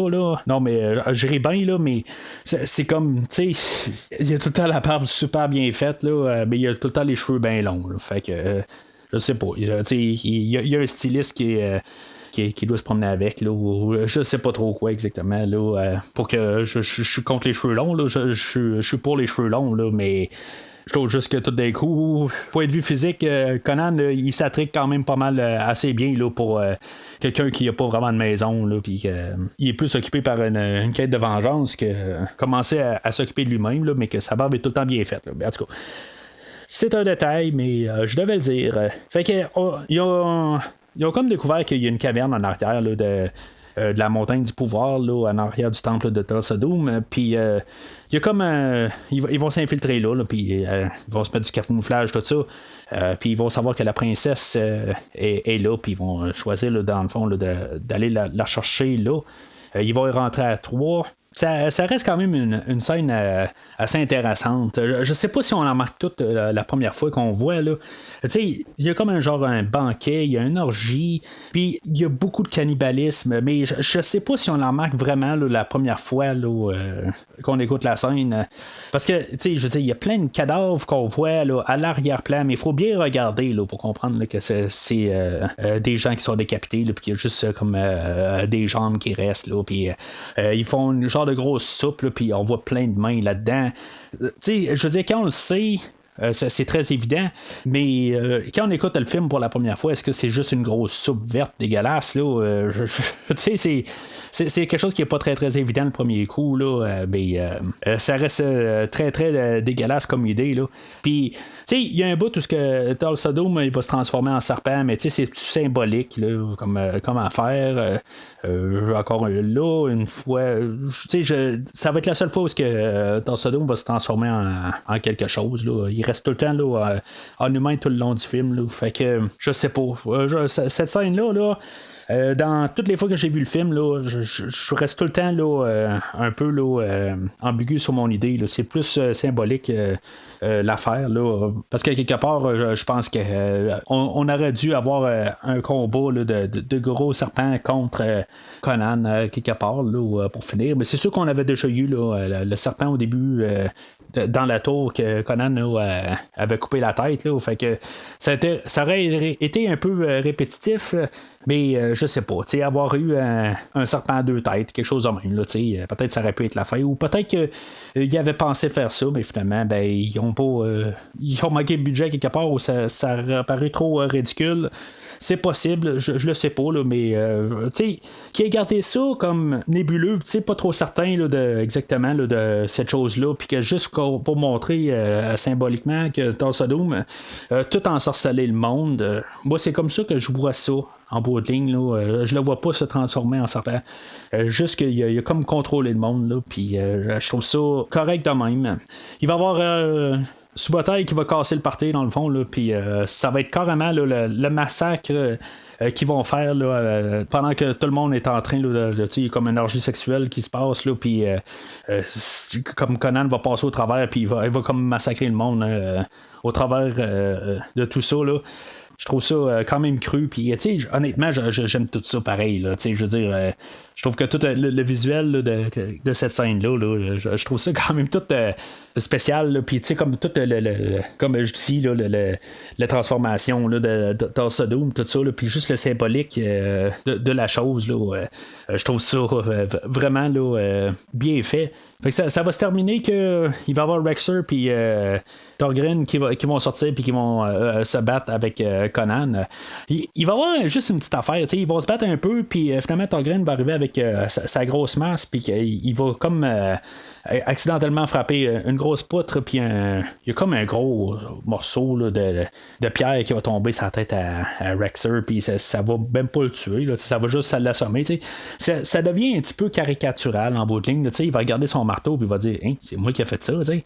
C'est comme drôle un peu. Là. Je trouve que ça fit peut-être pas avec le film, là, mais c'est quand même drôle à voir. Là. On n'a pas trop l'emphase dessus, là, puis c'est correct. Là. Ils vont se sauver de là, puis Tulsa Doom, il va arriver, puis il va lancer une flèche là, avec. Il va comme avoir transformé un de ses serpents là, en flèche, puis évidemment, ben, ça va tuer Valeria. Il va y avoir une scène où c'est ça, il va placer. Valeria sur le top d'une colline, puis il va avoir comme son tombeau là.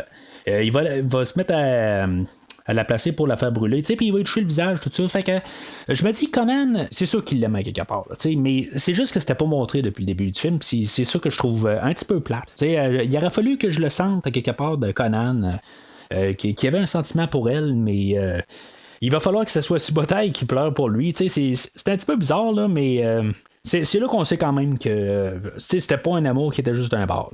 Puis en même temps, ben, Conan, ben, il va enlever, là, il y avait comme un genre de médaillon en roue là, autour du cou. Ben, il va le changer pour la pierre là, qu'il avait donné là, à Valeria un peu plus tôt dans le film, là, qui était la pierre, dans le fond, là, qu'il avait volé là, dans la tour.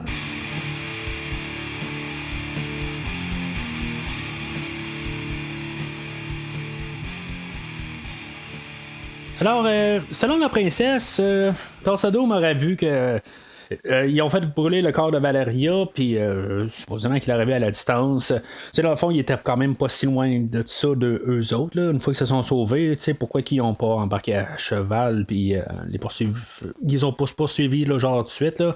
C'est sûr que peut-être que Tulsa Doom, il s'est probablement préparé, là, puis est allé voir d'autres guerriers ailleurs là, pour construire une plus grosse armée, là, dans le fond, pour pouvoir les poursuivre. Parce que, Conan, il a le temps de penser à ça, il a le temps de préparer là, comme le champ de bataille, dans le fond. Là, il y avait comme un endroit où ce qu'on avait vu là, déjà un peu là, quand on a eu la rencontre du sorcier, là, où il y avait plein de grosses pierres, là, puis il y avait des guerriers qui étaient morts, là, qui étaient comme en poste, là, en tout cas.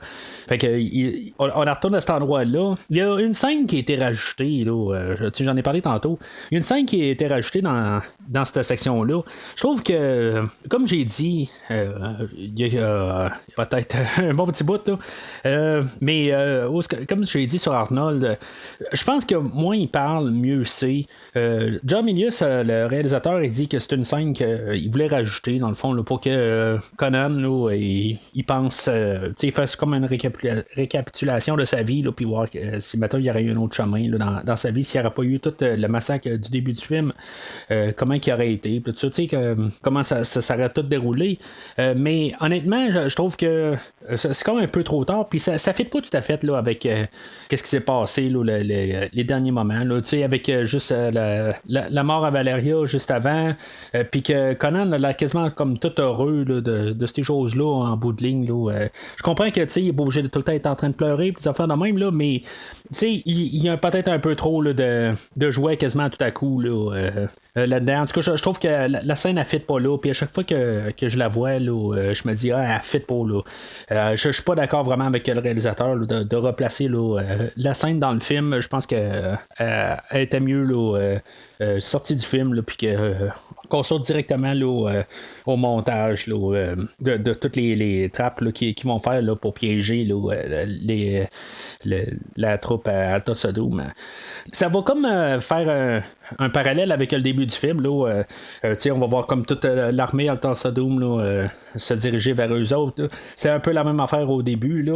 Puis, comme on avait vu le massacre au début, il va y avoir le massacre, là, mais ça va être Conan qui va faire le massacre en bout de ligne. Conan, puis Subotai aussi. Mais principalement Conan, là, dans le fond, là, qui va arriver avec sa grosse hache, tout ça. Il va y avoir un petit bout où Conan, là, il va faire comme sa prière à Chrome.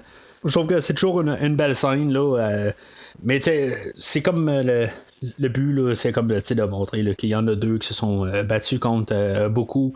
Puis, c'est comme un peu une thématique. Là, c'est comme chacun pour soi, là, mais c'est ça en bout de ligne. Là, ça fait juste renforcer là, ce que je disais dans le point de vue thématique. Là. Puis, comme j'ai dit, j'allais arrêter de parler de la musique là, de Basile parce que elle est tout le temps égale à soi-même. Elle est toute très bonne tout le long du film. Mais que je parle que ça faisait un parallèle avec le début. On utilise là, la même thème là, de massacre au début puis à la fin. Là, ça, on fait juste comme faire un parallèle vraiment avec le début. Mais c'est là qu'on va avoir comme.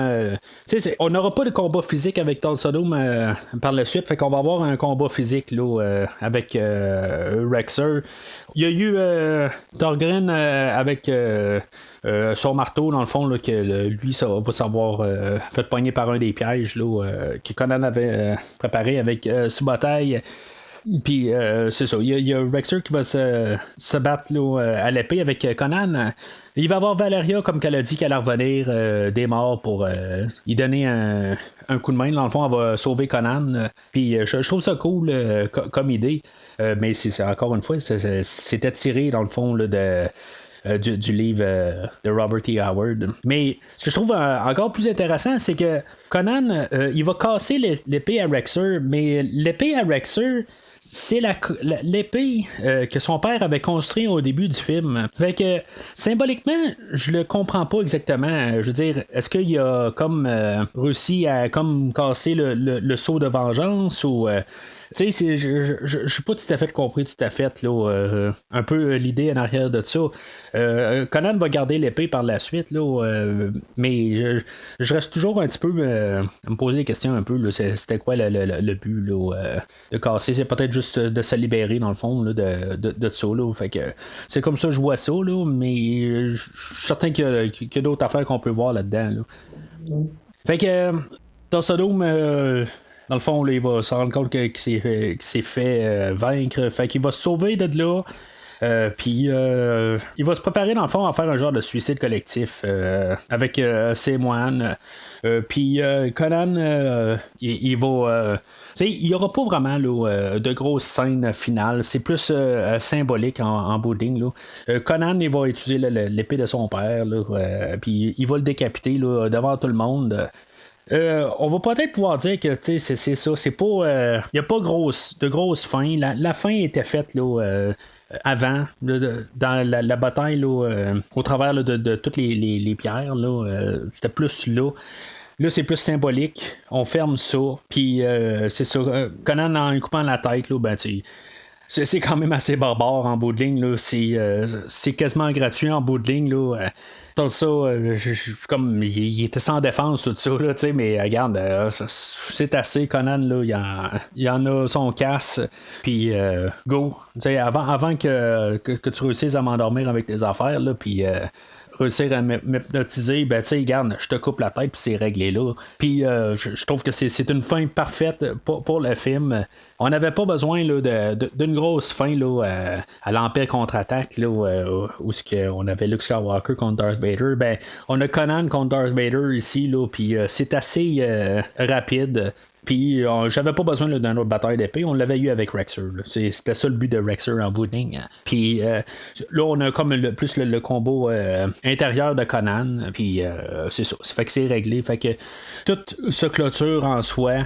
Conan, dans le fond, il a eu sa vengeance, puis rendu là, ben, il va retourner la princesse là, à son royaume, puis finalement, il va partir par lui-même faire ses aventures.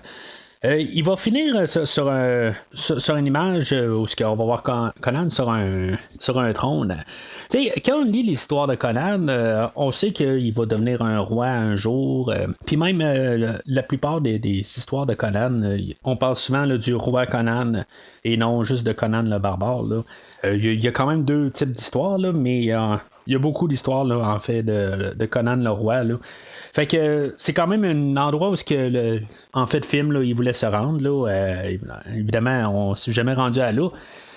Puis, tu sais, jusqu'à récemment, là, dans les dernières années, où Arnold il voulait reprendre le rôle, ben, c'est quelque chose qui aurait été déjà fait. Là. Il aurait été roi là, dans le film, quelque chose en même. Je sais pas exactement comment que ça se serait déroulé, mais c'est quelque chose qui aurait été logique. Là. Puis c'est quelque chose que j'aurais aimé ça réussir à voir exactement comment il a réussi à prendre le trône.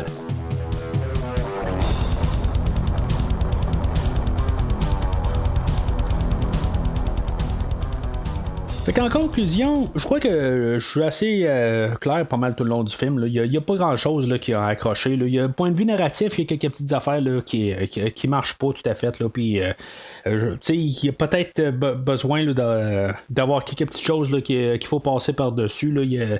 Comme j'ai dit, il y a un bout là, comme Conan, là, une fois qu'il est sur l'arbre, puis pourquoi qu'il doit demander. Là, pourquoi qu'il faut comme qu'il l'envoie là, comme passer une nuit dehors, puis que c'est comme les dieux qui décident de son sort, tout ça, là, je comprends pas tout à fait. Puis c'était comme toute une grosse affaire, dans le fond, juste pour que Valeria elle fasse un pacte, dans le fond, là, qu'elle donne sa vie pour Conan. Là. Il y a juste un petit peu comme ça qui me gosse un peu dans tout le film, là, mais pour la générale, là, on a un film qui est quand même assez diversifié. Le ton est quand même assez généralement similaire tout le long. Il y a un bout où ça devient plus mollo, plus léger.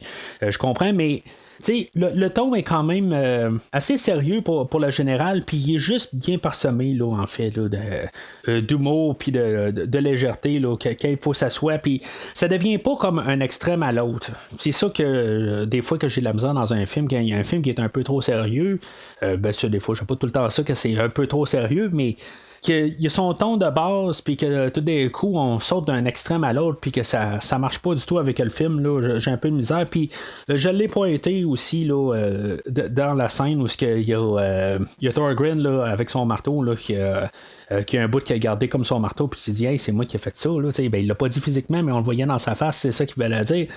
Puis j'ai comme un petit peu de misère un peu avec cette scène-là, mais c'est tout. C'est en gros, là, en fait, ton, là, c'est pas mal la seule fois où ça me touche du mauvais côté, là, mais c'est un détail rendu là. Pour la totalité du film, là, c'est un film que je vais endosser là, à 100 à l'heure. C'est pas mon meilleur film à vie, là. Faut juste comme comprendre un peu la différence, là, mais c'est un film là, qui vaut vraiment un bon verre, qui vaut vraiment la peine d'être vu, puis qu'il faut que tout fan de films d'action... des films 80, il faut avoir vu ce film-là. Bien entendu, c'est un film avec certaines moralités douteuses. Ça, je l'ai pointé là, un peu partout là, dans le film. Mais ici, on est capable là, de pas regarder ça. Pour la manière que le film est fait, je veux dire, c'est une bonne production. C'est pas botché, à part la petite scène là, d'introduction avec le père de Conan puis le jeune Conan, là, que je trouve que cette scène-là ne fit juste pas avec toute l'esthétique du film. Je trouve que le point de vue visuel de ce film-là est quand même grandiose, que ce soit la musique, puis même les plans. Quand on est à la montagne du pouvoir puis le temple de Thor Sodom, tout le monde qui sont là à l'arrière-plan, quand probablement qui a été filmé là, la même journée, j'imagine, qui ont entendu que ça soit juste soir puis qu'ils ont continué à filmer à la même endroit. Que tous les moines qui partent de là, puis toute la quantité de personnes qui sont là comme extra. Je trouve que toutes ces scènes-là, c'est phénoménal, juste comme pour voir que c'est comment que ça a été construit puis que ça a été fait. T'sais, il faut se dire que dans ce temps-là, je sais que c'est souvent les choses que je me répète un peu de film en film, mais dans cette époque-là, on n'avait pas des ordinateurs pour créer du monde. Fait qu'il y avait quand même là, des centaines d'extras qui étaient sur le plateau de tournage en bout de ligne, tu sais. Puis toujours à chaque fois qu'il y a des choses de même, là, je veux dire, ça me captive, puis je trouve ça impressionnant, là. Fait que tout ça un dans l'autre là, avec la trame sonore, puis même Arnold, à part quelques lignes, là, surtout comme dans la scène rajoutée, là, mais pour sa générale, là, pour sa prestation justement qui parle pas beaucoup. Je veux dire, tout est quand même tout assez bien édité, puis tout est placé là, à son avantage partout dans le film. Fait que moi, je veux dire, je l'endosse pleinement. Puis, peu importe où ce que la série va aller, le premier film de la série que je fais aujourd'hui là, reste tout le temps là, un film solide, là, puis que je crois qu'il mérite vraiment d'être vu plus d'une fois. Alors, c'est pas mal tout pour aujourd'hui. La semaine prochaine, on va parler de la suite de ce film-là, là, Conan le Destructeur, qui est sorti 2-3 ans après celui-là. J'ai bien hâte d'en reparler. Là. C'était un film, ça fait un petit bout que je l'ai vu. Mais je sais que mon amour pour ce film-là, quand j'étais jeune, j'aimais mieux Conan le Destructeur, puis en vieillissant, j'ai mieux aimé Conan le Barbare. J'ai bien hâte quand même de le revisiter puis voir si mon opinion a quand même changé sur Conan le Destructeur. La dernière fois que j'ai vu Conan le Destructeur, je crois que je l'avais, je veux pas dire détesté, mais j'étais pas trop chaleureux envers le film, là, mais en tout cas, fait que c'est quelque chose que je me réserve là, de parler là, au prochain podcast. Alors, par contre, si vous n'êtes pas là la semaine prochaine, que le diable vous emporte.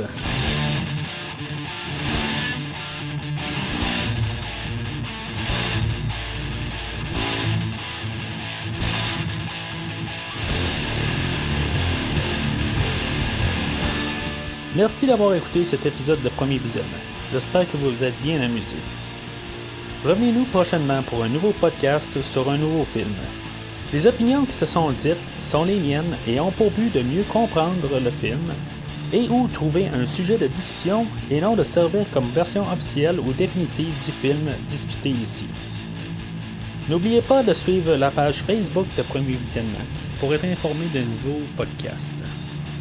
Vous pouvez écouter Premier Visionnement sur plusieurs plateformes, dont Spotify, YouTube et Stitcher.